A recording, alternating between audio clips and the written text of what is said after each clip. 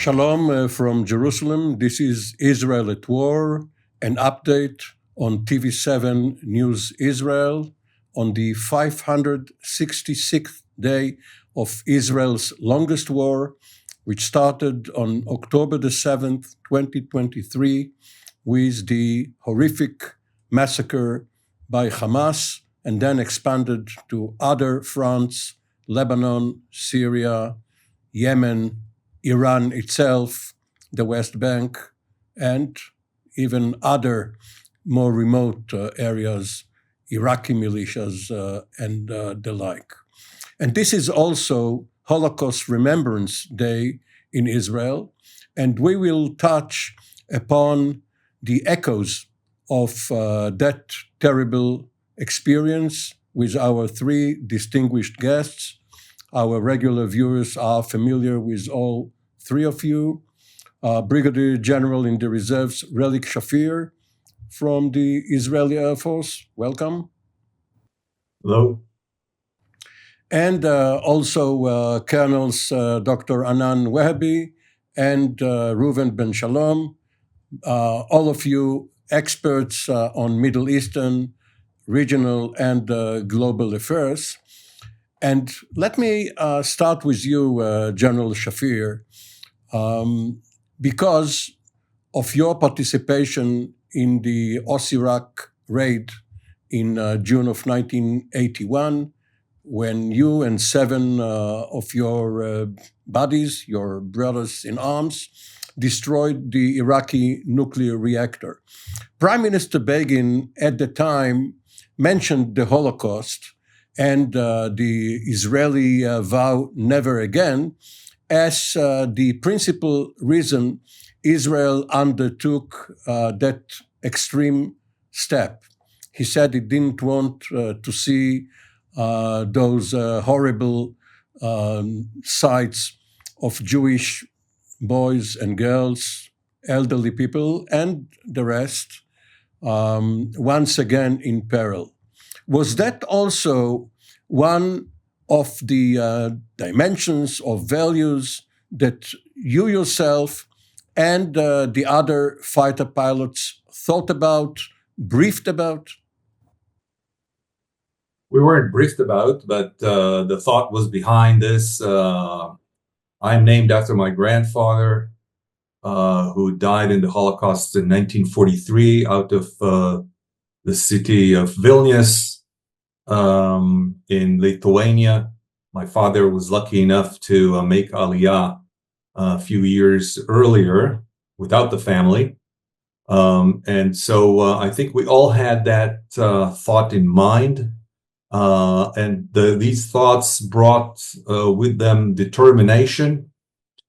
And in those years, we were second or third generation removed from the Holocaust. It was very present, a lot more than today within the Israeli society. And others, for instance, my wingman, who was Ilan Ramon, his family also came out of the Holocaust. So we had a common denominator on the one hand and a common will on the other hand that went along with us during the training and the operation itself. Colonel Webby, the Israeli Defense Forces, as well as other organizations in the Israeli intelligence and larger defense community, have many non-Jews, Druze, Circassian, some Arabs. Do they also partake of this Holocaust remembrance? Is that memory instilled in the non-Jewish components of the Israeli defense establishment?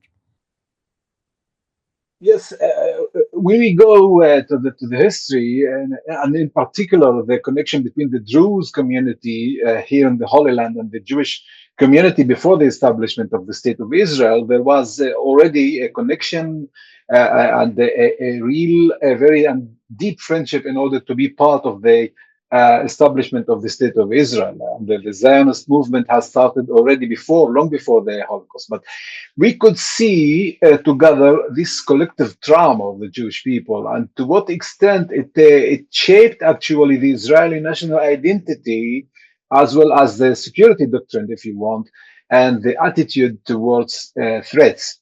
And we've been part of that, part of the IDF services and security services. And we could see that when the Jewish people chose not to play the role of victimism, victimhood, but playing a powerful state, it was really very impressive from the perspective of the minorities in the Middle East, that the Jewish people decided not to forget what had happened there and the genocide and the threat might be happening again, but chose to be a powerful and to nation building instead of just telling the story of the past. Colonel Ben Shalom, a distinguished late Air Force ace and Major General Giora Rom, who was, among other duties, the defense attaché in Washington, told several times about his experience when he was invited to the Pentagon when in the 1990s they started a Holocaust Remembrance Day. And he recounted there, he was invited by the top leadership of the Department of Defense. He recounted his experience as a high school student during the Eichmann trial in 1961. And next to him sat his classmate and then his Air Force buddy, Dan Engel, and tears flowed down from his eyes at the testimony of the victims who came up to testify against the Nazi criminal. And unfortunately, Lieutenant Engel was killed in the Six-Day War as he was taking part in one of the heroic operations of the Air Force. Now, this was 30 years ago. You have a lot of experience in contacts with the American military and other militaries. Does it still resonate? Now we are 80 years after the end of World War II. There are less and less remaining survivors. And of course, it's only second-hand accounts which are heard. From what you see and hear among your colleagues who wear the uniforms of other militaries, do they still understand the enormity and the significance of the Holocaust in the Jewish and Israeli experience? Well, Dr. Wahabi was my commander and mentor in the military, actually, my last commander when he was chief instructor of the National Defense College. So he must remember that one of the first things I did when briefing our colleagues from overseas was I put a famous picture of the Jewish child raising his hands on the Holocaust, of course, with a German student present and discussing this, because this is the essence, this is our DNA in a way, or it's embedded in our DNA. And every professional around the world that wants to know us and wants to work with us, one of the first things is to understand where we come from and understand this powerful narrative. Now, for our viewers, I'll say that this is an important discussion, not because it's emotional for us or important for us, because this is the way you understand us. This is the way you understand Israel's psyche. You understand our national goals, our national strategy, even these days as we speak, after October 7th. This is key to understand what we're doing now and probably what we're going to do in the future. I believe that sometimes it may hold us back in a way, because when you're so grounded to this powerful issue of the tragedy of the Holocaust, and you say never again, then in a way you have to do everything you can in order to prevent that, including taking risks or sometimes not taking risks because you can't chance going back to what happened in the Holocaust.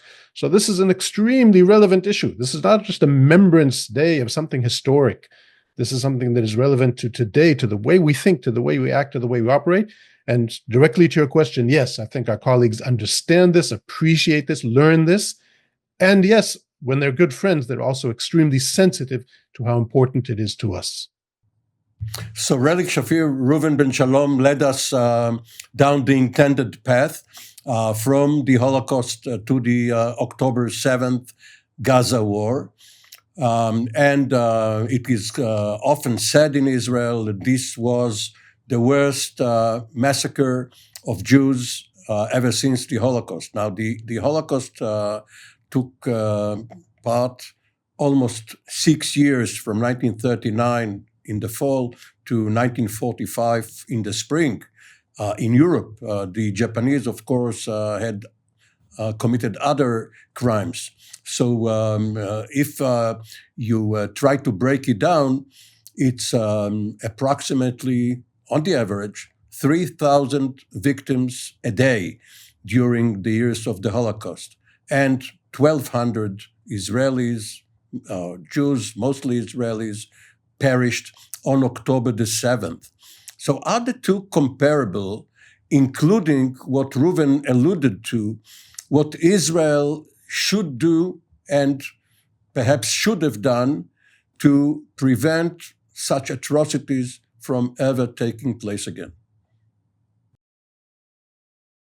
I don't think these are comparable.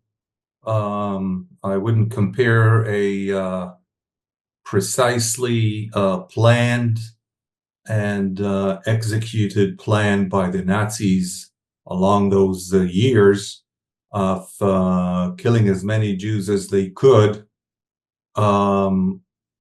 with this particular event that obviously was tragic for Israel, and as you described it, it's the worst happening that we had since the Second World War. But Israel is a strong nation, and through some failures of the IDF and our Secret Service, which were supposed to know beforehand that something like this was planned, and also through the fact that the attacker always has the advantage. The massacre took place, and about 1,200, including soldiers and civilians, were killed and abducted some of the civilians from their bedside. I would go back to 1956. There was a certain person named Roy Rothberg who was murdered by Fedayeen, they were called at the time, while plowing the fields. And in the funeral, General Dayan, who was chief of staff at the time, lamented and spoke about the fact that here we are standing against the Palestinians on the other side, and continued to talk about the conflict between us and them, and we should always stand on guard in that area. On that day, we did not stand on guard well enough, and therefore the blame is on us rather than looking for anything else. That was not the case during the Holocaust. The blame was not on the Jewish community in Europe. And this is a big difference. And this is why we're able to continue the war against the Hamas and Hezbollah up to date. I'd also like to correct, this is not the longest war that we had. The longest one we had was the war of attrition between 1967 and 1970 on the Suez Canal front. And the tenacity of the war in this year and a half has varied greatly, and was a lot of the time was static. So I wouldn't really want to compare, not in time-wise and not in the strength-wise. We did not fight armies. We fought terror groups here, Hezbollah mainly, and Hamas. And we were very careful not to create collateral damage certainly in Gaza. This is why the war took so long. And this is part of our heritage and culture to try and refrain from killing uninvolved people. This is part of who we are. And that is why the war is taking so long. And the person you mentioned, Roy Rothberg, was the head of the kibbutz, Nahal Oz, which was attacked once again on October the 7th. Let me add just one more thing, if I may. I took part in a group of pilots who renovated Nahal Oz kindergarten. We did that over a few weeks, and we will continue to do so in other places in that area. Which once again shows the power of Israeli civic society and volunteer groups which step in when the government comes short and is otherwise occupied. Now, Reuven, the Israeli Air Force over the last couple of decades has come into the habit of conducting flyovers over former concentration camps in Poland, mostly. Why? What does it symbolize? Well, first, this of course connects in various levels. The Israeli Air Force is, of course, perceived as a very important strategic arm of Israel, and perhaps that symbolizes more than anything when people stand on the ground in Auschwitz, and I was there on the ground, and looking up and seeing fighter jets in a way echoes this crazy thought of back then who we were, the victims with no army, no one to defend us, and here we are, the mighty Israel now. And it's sort of a demonstration of power. And also, look, we're human beings, we're emotional, looking up and seeing a flyover in any circumstance, if it's a memorial or it's in this stance, it's a very symbolic and emotional thing. Specifically, the air power aspect of this also has to do with the question that will probably never be answered, the question of why weren't the camps bombed? And I'm not in any way now, giving my bottom line here. And I think there's some of them are good answers. But even here, this aspect of the air power overhead over Auschwitz and what this air power back then could or could not have done, that's very significant. And if you go back and you watch the videos, you see how emotional this was for people on the ground, certainly for the pilots in the air. Once in a while, I go back and I watch the video and I listen to Amir Eshel as he reads over the radio these powerful images. So I think your question is on point here. General Eshel is a former Air Force chief in Israel, of course. Now, Anan, how do Israel's enemies, concentrating right now on Hamas and Hezbollah, not on Arab governments and militaries, but how do these enemies perceive the Holocaust and its impact on the Israeli psyche when they plan their operations? Do they intend to bring about the very debate in Israeli society which we touched on right now in our conversation? Yeah, if you refer to what the Prime Minister of Israel last said is today, he compared between the state of mind of the Nazis and of the Hamas, that they both want to genocide the state of Israel, to eliminate Israel. And if you remember the propaganda of the Nazis, they first started with dehumanizing the Jewish people in order to justify the genocide action. So here again, a lot are trying to connect the Holocaust and this Memorial Day with the current situation in Gaza, the sovereign state of Israel to defend itself, but on the other hand, to what extent it might be using power.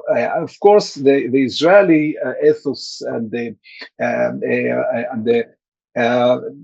discussion discourse rejects any kind of comparison between the two cases, but it's done from the other side and raising difficult ethical questions about the historical victimhood and to what extent Israel can conduct such an action. We should remember that Israel takes into account a lot, and they, of course, everybody that is coming from the IDF knows that the civil suffering and the humanitarian needs of the society. It was also a very deep discussion in the Israeli society, and everybody knows that. So dehumanizing the state of Israel today in the current crisis, it's only a propaganda done by part of the terrorist organizations. But unfortunately, there is a deep silence in the world regarding that, as if the world tends once again to see only the society in Gaza and not understanding the needs of the state of Israel in this conflict. So the civilians remain a very central issue in this conflict from the point of view of the Israeli IDF actions and designers. And this, once again, is part of the Palestinian discussion trying to dehumanize the Israeli side unsuccessfully. General Shafir, we started this conversation in Iraq. Let's circle back to Iran. And obviously, the Israeli defense or security doctrine has both a deterrence and an action leg, defense and offense. And we can, of course, divide it into two parts. What Israel is keeping as its doomsday weapon, whatever that is, if it is in existence or only a mirage or a phantom, to name two of the fighter planes in the former Israeli arsenal. And the other part, of course, is the Israeli determination to strike whatever emerging nuclear threat there exists in hostile countries. Obviously, there are several countries, the 5 permanent members of the Security Council, India, Pakistan, Israel does not consider them existential threats.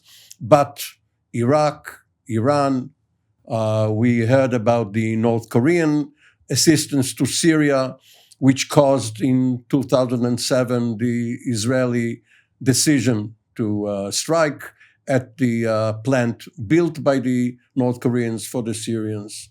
So this is, again, a two-part question. First of all, does Israel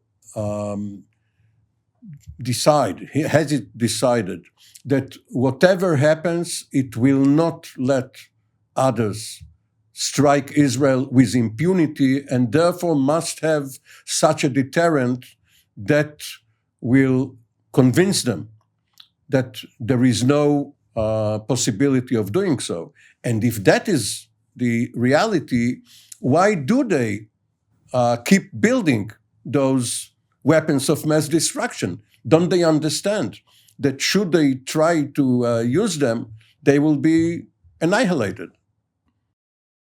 Well, obviously, you're referring to the mad, mutually assured destruction that was in place during 1950s and onward between the United States and the Soviet Union in the post-Second World War. And the Israeli story of these kind of weapons, I think, is well known. But I'd like to point to another issue. None of the countries involved had a mission, or at least a stated mission, to annihilate the other.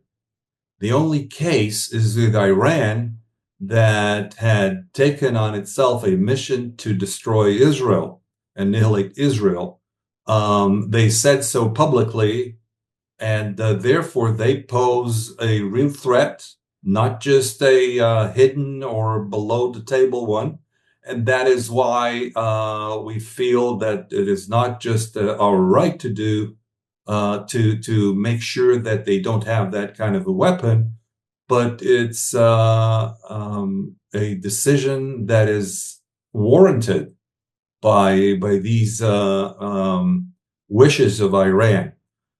Second part of the question relates to why are they building a bomb, or trying to, at least. 1988, Khomeini, when he had admitted that they're losing the war with Iraq, they had over 1 million out of 30 million at the time casualties. They would send children to blow up landmines. And 1988, they were totally defeated.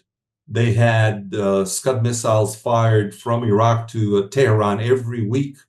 And Khomeini wrote to his generals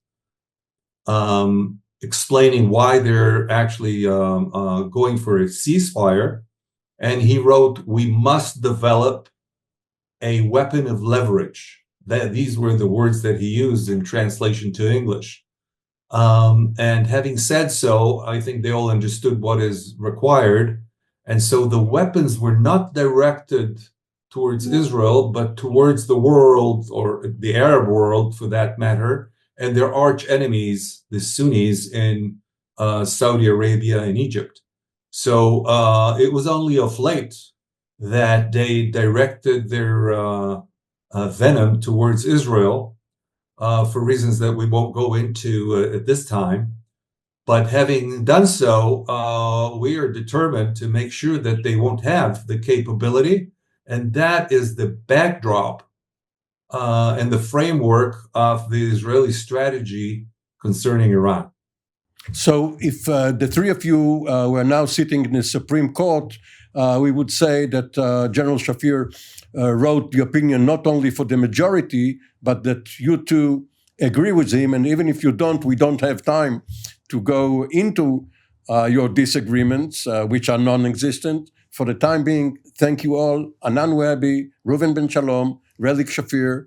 This has been Israel's at War, an update concentrating today on the Jewish and Israeli Holocaust Remembrance Day, which coincides with the 566th day of the Gaza War. And we will be back. For the time being, this has been the Israel at War update from Israel News at TV7 in Jerusalem. Shalom from Jerusalem.